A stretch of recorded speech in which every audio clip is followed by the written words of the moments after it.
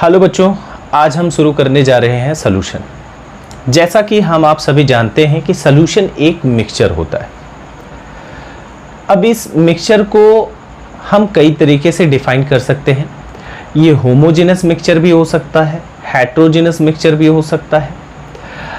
और बेसिकली अगर इस चैप्टर की बात की जाए, सॉल्यूशन चैप्टर की बात की जाए, तो इसमें हमें होमोजेनस सॉल्यूशन पढ़ना पड़ता है और बाइनरी सॉल्यूशन ही पढ़ना है। हाँ, मिलने को तो 3 कंपोनेंट्स मिला करके भी मिक्सचर बन सकता है, एक सॉल्यूशन तैयार हो सकता है। 4 कंपोनेंट्स भी मिला करके सॉल्यूशन तैयार हो सकता है, लेकिन हमें उनके बारे में स्टडी नहीं करनी है। जो हमारा क्लास 12th की एनसीईआरटी सॉल्यूशन ये कहता है कि सिर्फ और सिर्फ हमें बाइनरी सॉल्यूशन पढ़ना है, तो उस बाइनरी सॉल्यूशन में केवल 2 ही कंपोनेंट मिले होते हैं। एक आपका सॉल्यूट होता है और एक आपका सॉल्वेंट होता है।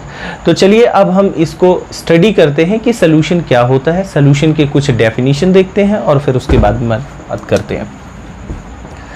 तो चलिए देखिए, ये हो गया आपका सॉल्यूशन। देखिए सॉल्यूशन कैसे बनता है। हम कहते हैं कि when two or more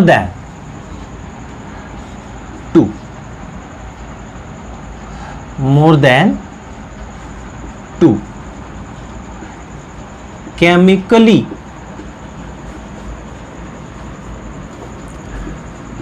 non-reacting substances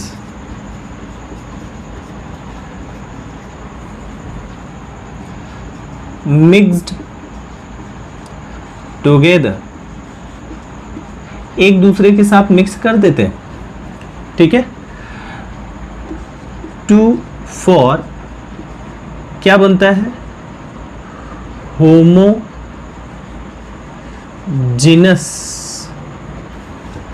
mixture. एक होमोजेनस मिक्सचर तैयार होगा। और मैं आपको ये बता दूं, ये होमोजेनस मिक्सचर में ये देखो मैंने यहां पे लिखा है नॉन रिएक्टिंग ना, केमिकली नॉन रिएक्टिंग, माने जिस 2 सब्सटेंस को आपस में मिक्स करोगे वो आपस में रिएक्शन नहीं करेंगे लेकिन मिक्स हो जाएंगे। और देखो मिक्स होने के बाद एक होमोजेनस मिक्सचर तैयार करता है। फिर उसके बाद हम इसी मिक्सचर को क्या कह देते हैं, the mixture is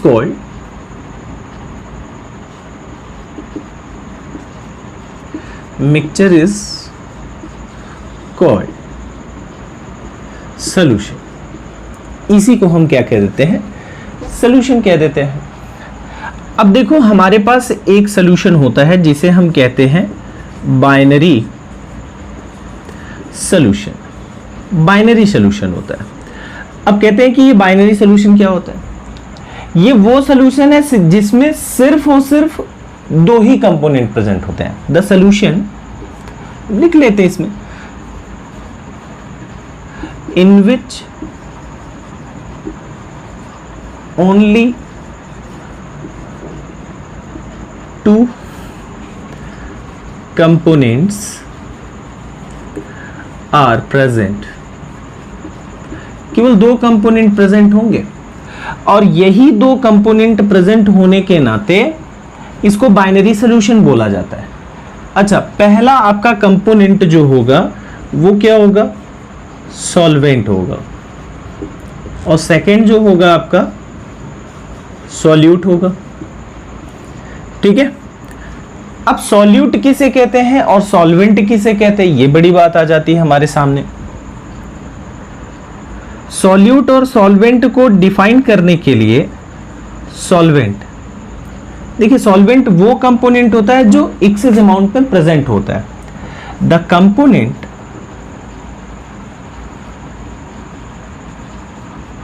are present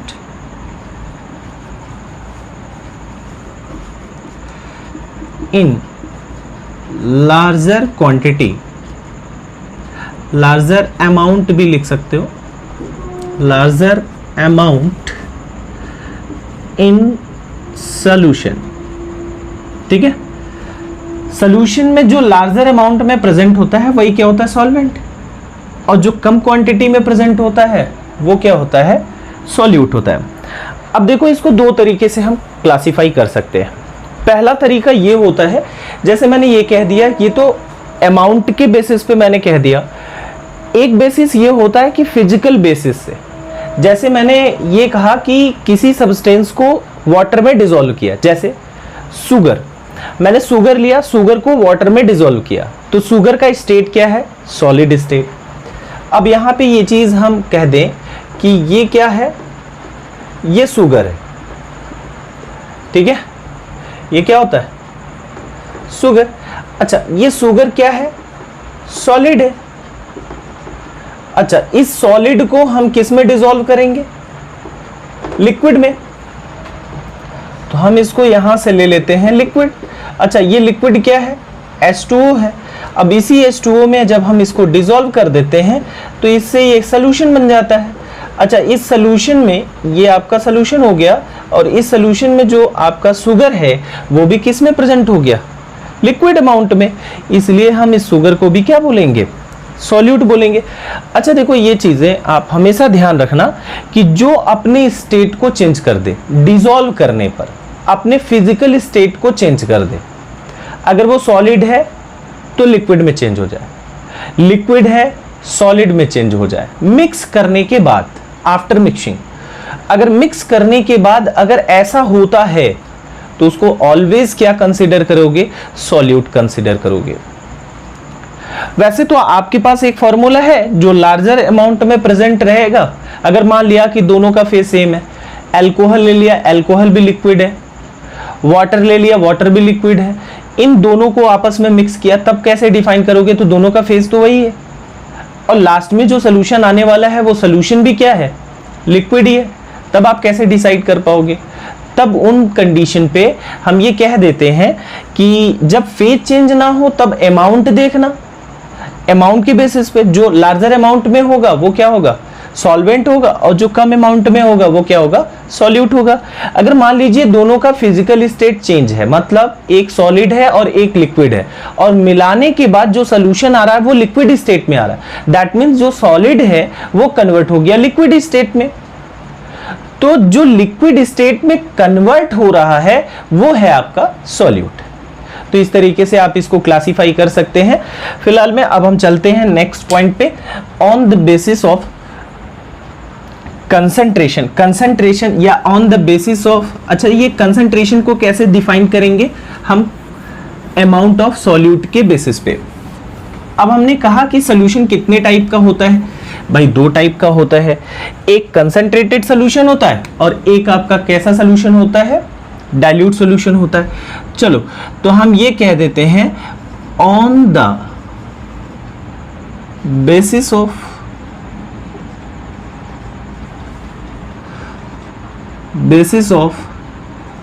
amount of solute, ठीक है, the solution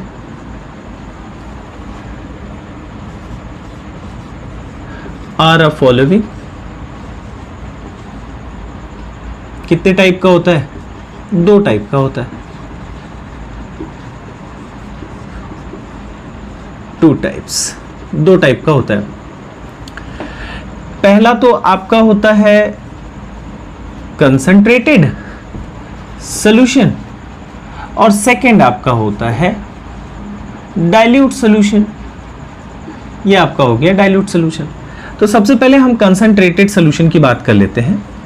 तो कंसंट्रेटेड जो सॉल्यूशन होता है उसके लिए हम क्या बात करेंगे? कैसे हम कहेंगे कि कंसंट्रेटेड है या फिर डाइल्यूट है? तो देखो, इसको ना हम जब कभी भी कंसंट्रेटेड या डाइल्यूट सॉल्यूशन कहते हैं तो उसमें ये कहते हैं कि जब when the amount of solute, ठीक है, ये सॉल्यूट का जो अमाउंट है आर प्रेजेंट, ठीक है, ये प्रेजेंट होता है किसमें? सॉल्यूशन में, लेकिन वो लार्ज क्वांटिटी में, इन लार्ज क्वांटिटी, ठीक है। तो क्वांटिटी के बेसिस पे हम इसको डिफाइन करते हैं इन the solution.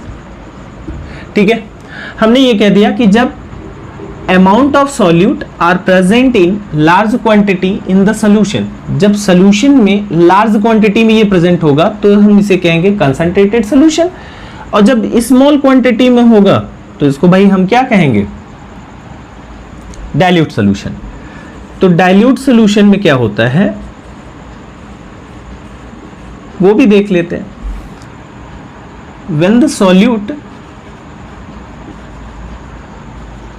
when the solute are present in solution in small quantity, ठीक है, क्वांटिटी स्मॉल क्वांटिटी में प्रेजेंट होगा तो उसको हम क्या कहेंगे, कॉल्ड डाइल्यूट सॉल्यूशन। इसी को हम क्या कहते हैं, डाइल्यूट सॉल्यूशन कहते हैं। इतनी बात क्लियर हो रही है? यहां तक तो हमने पढ़ लिया कि ये कैसा है, ये on the basis of amount of solute the solution are following two types. पहला आपका कंसंट्रेटेड सॉल्यूशन हो गया, दूसरा आपका डाइल्यूट सॉल्यूशन हो गया। कंसंट्रेटेड सॉल्यूशन हम किसे कहते हैं, when the amount of solute are present in large quantity in the solution, तो उसे हम क्या कहते हैं, कंसंट्रेटेड सॉल्यूशन। और जब उसमें क्या होगा, सॉल्यूट की क्वांटिटी जो सॉल्यूशन में है वो कम होगा तो उसे हम डाइल्यूट सॉल्यूशन कहते हैं। मतलब ये दोनों एक दूसरे से कंपेरेबल होते हैं। जैसे एग्जाम्पल के तौर पे मैंने ये कह दिया कि चलो यहां से मैंने ले लिया शुगर, इसको ले लिया शुगर, ये शुगर है। अब इस शुगर को मैंने कितना ग्राम लिया, 10 ग्राम लिया, और इसको हम लोग डिसॉल्व कर रहे हैं किसमें, वाटर में। ये क्या है, H2O है, ठीक है। इस शुगर को मैंने इसमें डिसॉल्व किया, क्लियर है। जैसे ही डिसॉल्व करने पर ये रिजल्ट क्या आता है, ये सॉल्यूशन बनाता है। इसको मैंने क्या कह दिया, शुगर सॉल्यूशन,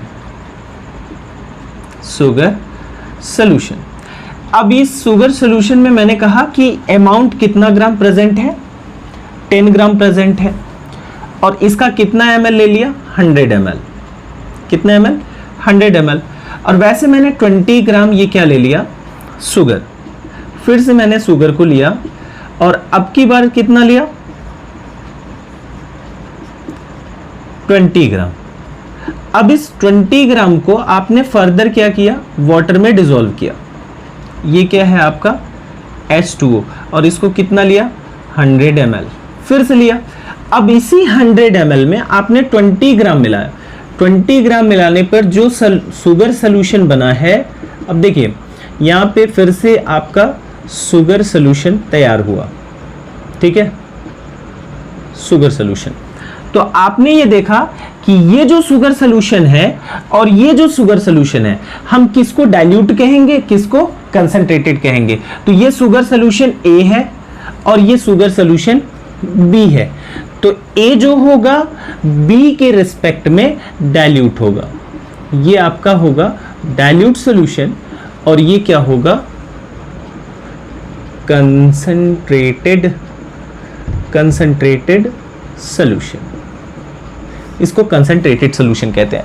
मतलब ये जो हम सॉल्यूशन का क्राइटेरिया फाइंड आउट करते हैं कि कौन कंसंट्रेटेड होगा, कौन डाइल्यूट होगा, तो हम एक सॉल्यूशन को दूसरे से कंपेयर करते हैं कि पर 100 ml या पर लीटर कितना अमाउंट ऑफ शुगर या कितना अमाउंट ऑफ सॉल्यूट डिसॉल्व है उसमें। तो हमने यहां पर देखा कि 10 ग्राम पर 100 ml डिसॉल्व है, यहाँ पे 20 ग्राम पर 100 ml डिसॉल्व है। तो वॉल्यूम ऑफ वाटर तो चेंज तो है नहीं, आप 100 ml H2O में ही डिसॉल्व कर रहे हो। तो किसका कंसंट्रेशन ज्यादा होगा, B का ज्यादा होगा, A का कम होगा। तो A डाइल्यूट सॉल्यूशन हो जाएगा और B कंसंट्रेटेड सॉल्यूशन हो जाएगा। अगर इसके कंपैरिजन में हम तीसरा लेकर के आते तो वो क्या होता, 5 ग्राम अगर मिलाते तो वो डाइल्यूट हो जाता और ये कंसंट्रेट हो जाएगा, समझे ना। तो चलिए हम यहां तक सॉल्यूशन की प्रॉपर्टी जो थी वो सॉल्यूशन की प्रॉपर्टी हमने यहां पर खत्म कर लिया। हम नेक्स्ट वीडियो जब लेकर के आएंगे तो उसमें हम आपको मोलरिटी, नॉर्मेलिटी, ये सब प्रोसेस सिखाएंगे और उससे रिलेटेड जो भी क्वेश्चन होगा उसमें हम डाउट क्लियर करेंगे, ठीक है। तो आज के लिए बस इतना ही। थैंक यू, धन्यवाद।